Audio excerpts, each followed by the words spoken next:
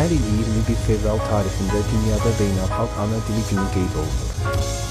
Bu əlamətdar günün məqsədi dil müxtəlifliyinin qorunması, ana dillərinin hörmətinin artırılması və mədəni irsin gələcək nəsillərə ötürülməsinin vacibliyini xatırlatmaqdır.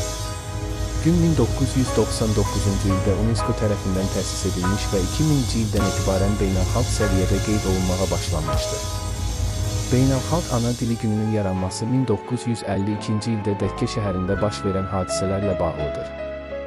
Həmin vaxt tələbələr öz ana dillərinin rəsmi status alması uğrunda dinc etiraz aksiyası keçirmiş və bu mübarizə faciə ilə nəticələnmişdi.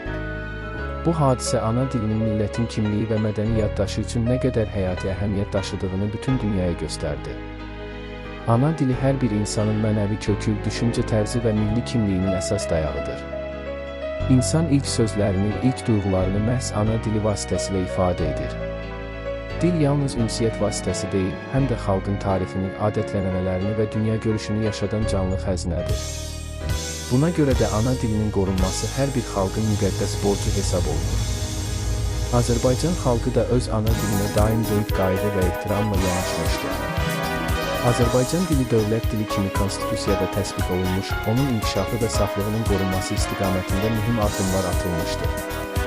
Bugün ölkəmizdə ana dilinin təbliği, düzgün istifadəsi və gələcək nəsillərə ötürülməsi dövlət siyasətinin prioritet istiqamətlərindən biridir. Beynəlxalq ana dili günü bizə xatırladır ki, qloballaşan dünyada dillərin qorunması daha da aktuallaşır.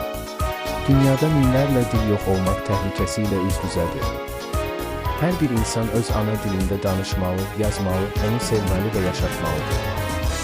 Sonda qeyd etmək lazımdır ki, ana dilinə sevgi, vətənə sevginin ayrılmaz hissəsidir.